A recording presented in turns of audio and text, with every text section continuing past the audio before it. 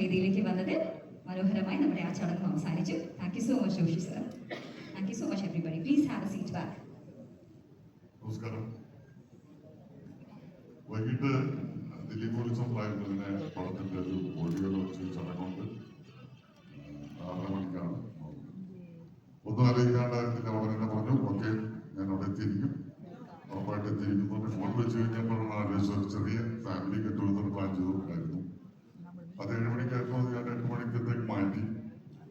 അങ്ങനെ പുറപ്പെടാൻ വേണ്ടി നമ്മൾ പെട്ടെന്ന് ഒരു ചെറിയ ആലോചന മനസ്സിലൊരു ഡൗട്ട് വന്നു. ദിലീപ് വേറെ തന്നെ നല്ല ചടങ്ങിന് വരികയാണ്. തീർച്ചയായിട്ടും അതിൽ വന്ന് പങ്കെടുക്കുമ്പോൾ ആ പടത്തിന് വേണ്ടിയിട്ട്, ആ പടത്തിന്റെ വലിയ വിജയത്തിന് വേണ്ടിയിട്ടൊക്കെ പ്രാർത്ഥിക്കണം എന്ന് പറയുന്നൊരു മര്യാദയുണ്ട്. പക്ഷെ അവിടെയാണ് പ്രശ്നം. ഈ പ്രാർത്ഥനയിൽ നമുക്ക് പ്രാർത്ഥന കാണിക്കാൻ പറ്റില്ലല്ലോ.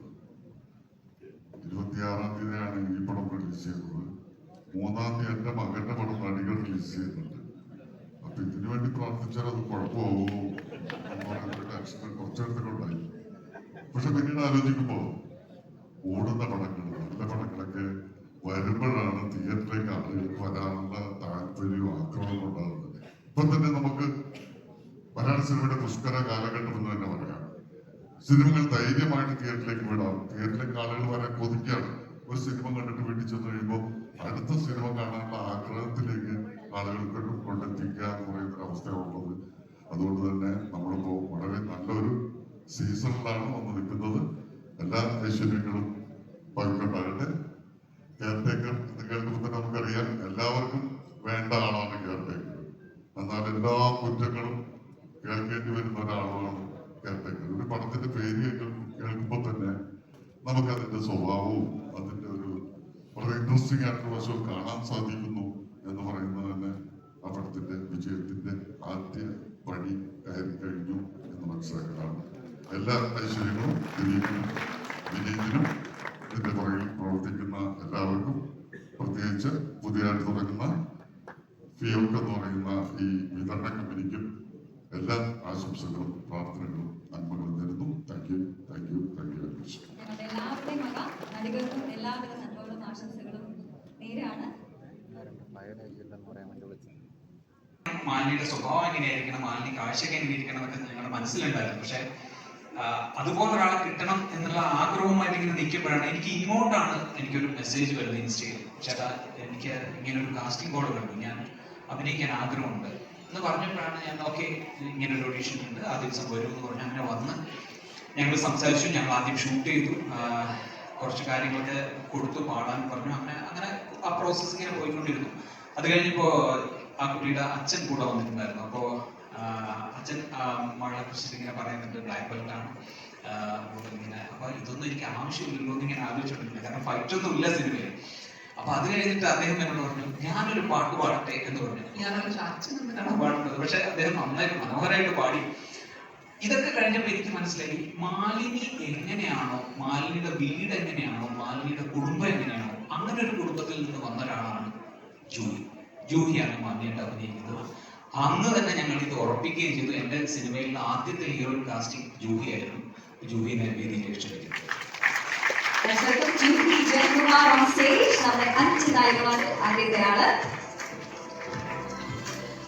രണ്ടാമതായിട്ട് ശ്രേയ രുക്മിണി, ജാനകി എന്ന് പറയുന്ന ക്യാരക്ടറാണ് ചെയ്യുന്നത്. ശ്രേയയും ഇതേപോലെ തന്നെ ഞാൻ ഓഡീഷൻ ചെയ്യുന്നു. അത് കഴിഞ്ഞ് ശ്രേയ നന്നായിട്ട് പാടുമായിരുന്നു. അപ്പോൾ കുറെ പാടുന്ന ക്ലിപ്പുകൾ ഞാൻ കണ്ടു. അത് കഴിഞ്ഞതിന് ശേഷം ശ്രേയ ഒരു പ്രോഗ്രാമിൽ ഞാൻ പോയി കണ്ടു. അപ്പോഴൊന്നും ഞാൻ ശ്രേയയുടെ അടുത്ത് പറഞ്ഞിരുന്നില്ല ഇങ്ങനെ ഒരു കാസ്റ്റിംഗ് ഞാൻ അതിനു വേണ്ടിയിട്ടാണെന്നുള്ളത്. കാരണം ഞാൻ വിശ്വസിക്കുന്ന ഒരു കാര്യം, നമ്മുടെ ക്യാരക്ടറിനോട് അടുത്ത് നിൽക്കുന്ന സ്വഭാവത്തിൽ നിന്ന് തന്നെയുള്ള ഒരാളെ, അതേ ബാക്ക്ഗ്രൗണ്ടിൽ നിന്നുള്ള ഒരാളെ, അതിനോട് അടുത്ത് നിൽക്കുന്ന ഒരാളെ ആ കഥാപാത്രമായിട്ട് കാസ്റ്റ് ചെയ്താൽ അത് എനിക്ക് കുറച്ചുകൂടി എളുപ്പമായിരിക്കും. അതുപോലെ തന്നെ ആ ആർട്ടിസ്റ്റ് പെർഫോം ചെയ്യാൻ അത് കുറച്ചുകൂടി എളുപ്പമായിരിക്കും. അങ്ങനെയുള്ള ഒരു സ്റ്റഡിയുടെ ഭാഗമായിട്ട് ഞാൻ ശ്രേയയുടെ 1-2 പ്രോഗ്രാമുകൾ കാണുകയും ശ്രേയമായിട്ട് സംസാരിക്കുകയും ചെയ്തതിന് ശേഷമാണ് ഞാൻ പറയുന്നത് ഞാൻ ഇങ്ങനെ ഒരു കാസ്റ്റിങ്ങിന് വേണ്ടിയിട്ടാണ് ശ്രേയ വെയിറ്റ് ചെയ്തത്. ഇങ്ങനൊരു കഥയാണ്, ഇങ്ങനൊരു കഥാപാത്രമാണെന്ന് പറഞ്ഞപ്പോൾ ശ്രേയ വളരെ ഹാപ്പിയായിട്ട് വരികയും അതുപോലെ ഗംഭീരമായിട്ട് പെർഫോം ചെയ്യുകയും ചെയ്തു. സിനിമ ആണെന്ന് എനിക്ക് മനസ്സിലാവും. വെൽക്കം ശ്രേയ.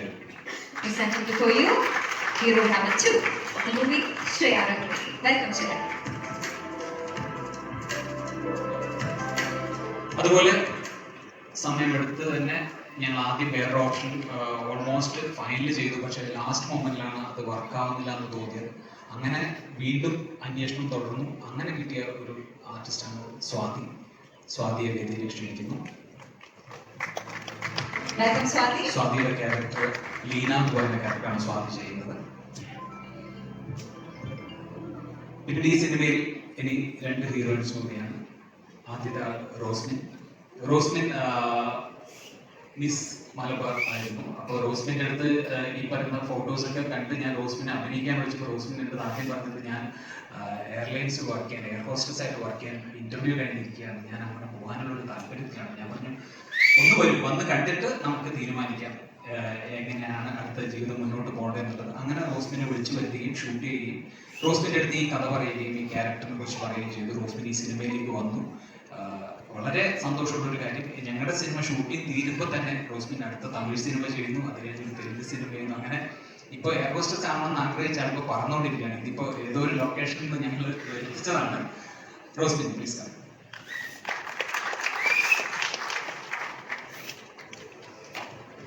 അടുത്ത ക്യാരക്ടർ ദിൽനയാണ്.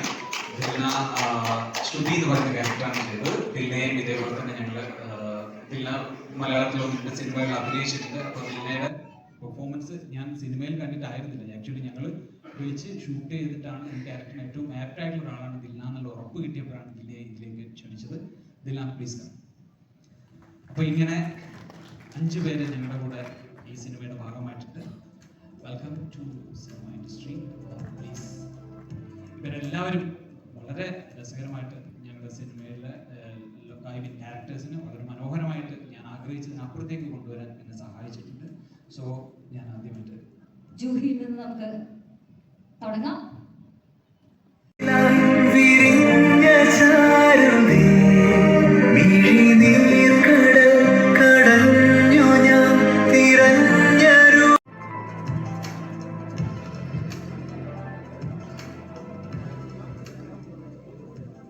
എല്ലാവർക്കും നമസ്കാരം.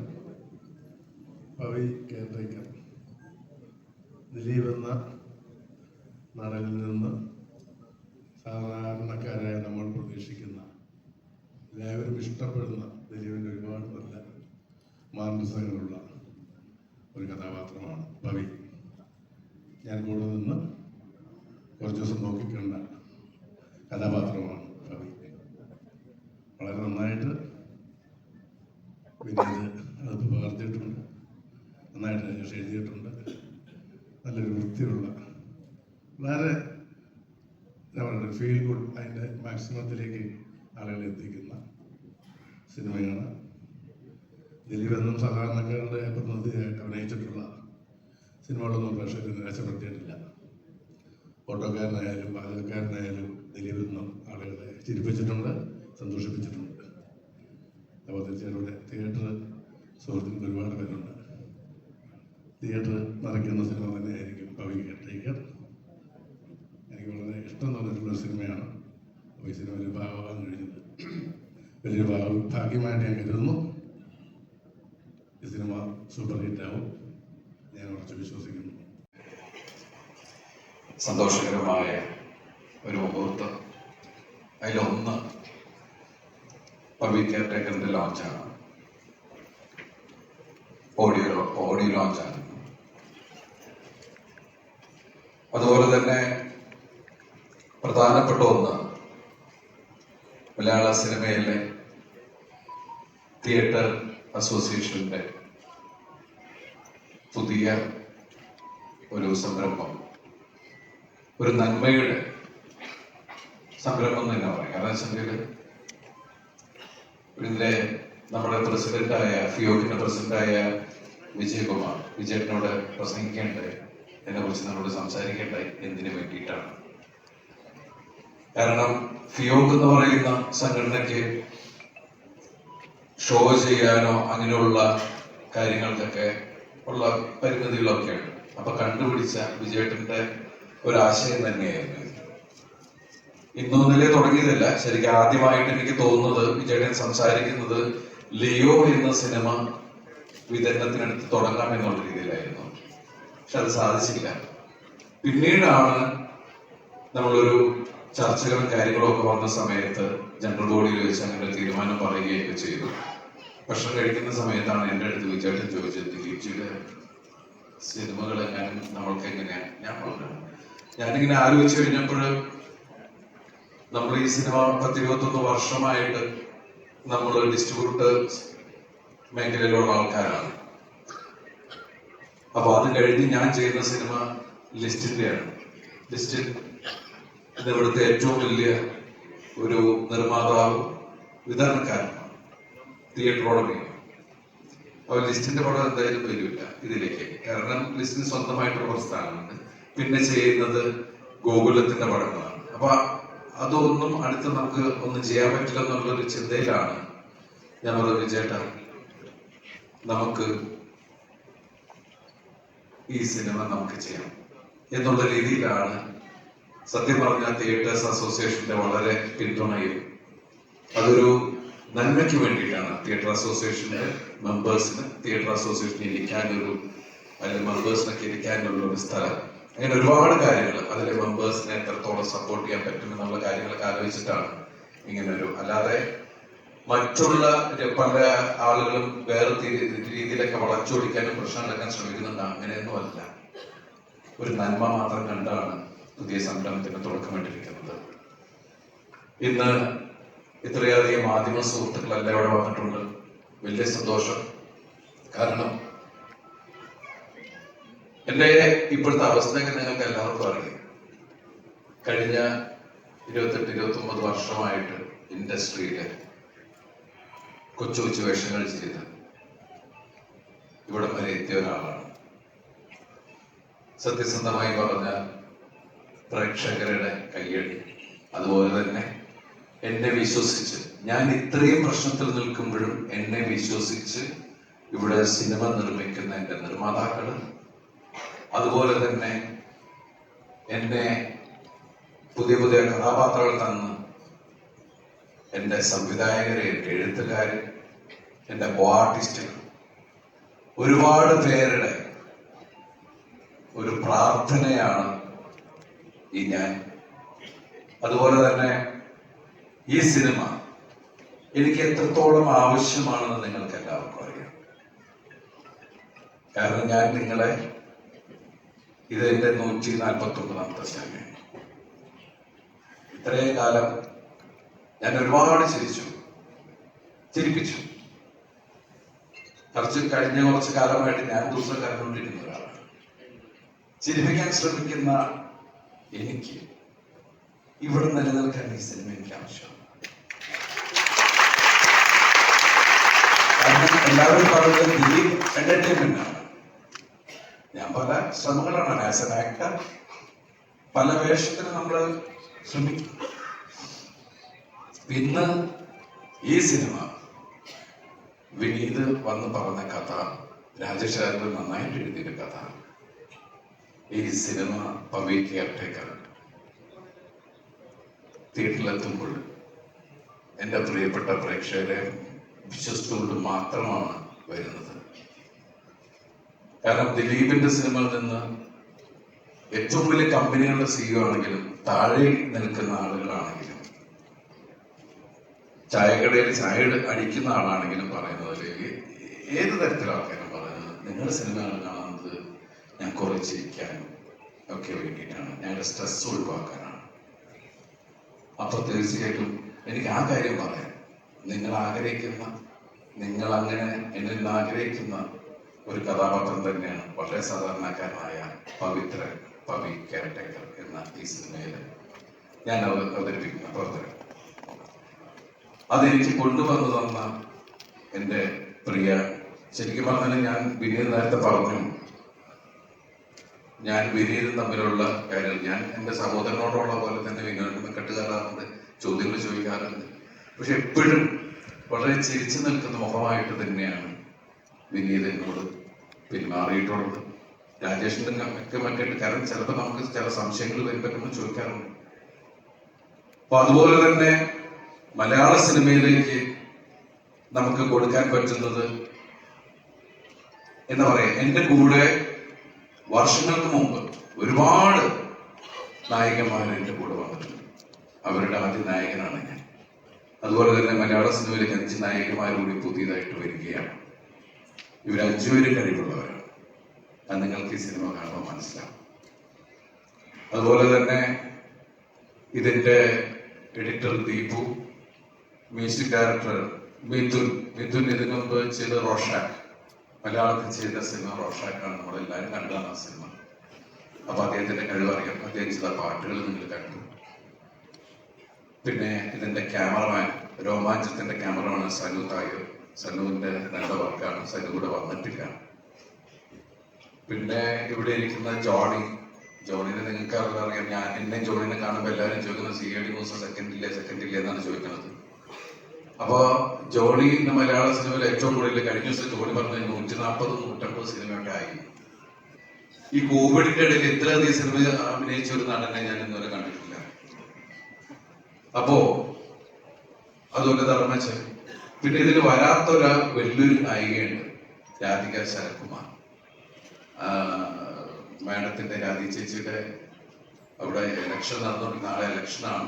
ഞാൻ വിളിച്ചിട്ടുണ്ടായിരുന്നു. എല്ലാവരോടും അന്വേഷണം പറയാൻ പറഞ്ഞു, എല്ലാ പ്രാർത്ഥനകളും ഉണ്ടെന്ന് പറഞ്ഞു. രാധി ചേച്ചി ഒരുമിച്ച് അഭിനയിക്കുന്ന 2ാമത്തെ ചിത്രമാണ്. രാമലീലന്റെ അമ്മയായിട്ടാണ് അഭിനയിച്ചത്. ഇതില് റിട്ടയേർഡ് SI മറിയാമെന്ന് പറഞ്ഞ ശക്തമായിട്ടുള്ള കഥാപാത്രമാണ്. അതുപോലെ ഈ സിനിമയില് ഒരുപാട് നിങ്ങൾക്ക് ഇഷ്ടമുള്ള ഒരുപാട് മറ്റു കഥാപാത്രങ്ങൾ എല്ലാവരും ഉണ്ട്. നിങ്ങൾക്ക് എല്ലാവരും ഇഷ്ടമാവുന്ന ഒരു സിനിമ തന്നെയായിരിക്കും. ഈ വേദിയിൽ എന്താ പറയാ, ഇവിടെ വന്നിരിക്കുന്ന എല്ലാവരോടും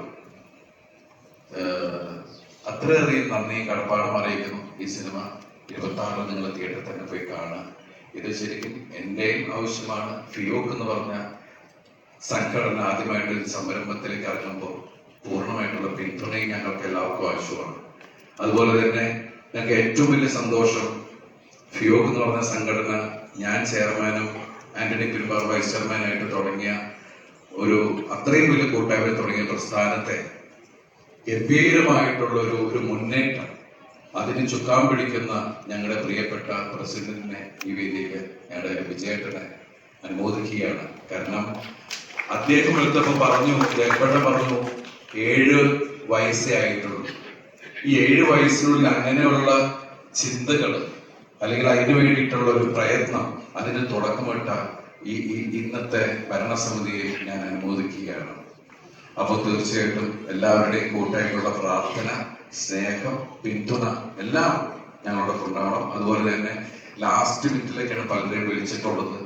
ആ ലാസ്റ്റ് മിനിറ്റ് പോലും ഒരു പ്രയാസവും കാണിക്കാതെ ഓടി വന്ന എൻ്റെ പ്രിയപ്പെട്ട എല്ലാവരോടും ഈ വേദിയിൽ നന്ദി പറയുന്നു. വളരെ അധികം സന്തോഷം. സർവശക്തനായ ദൈവത്തോട് നന്ദി പറയുന്നു. Thank you. താങ്ക്സ്.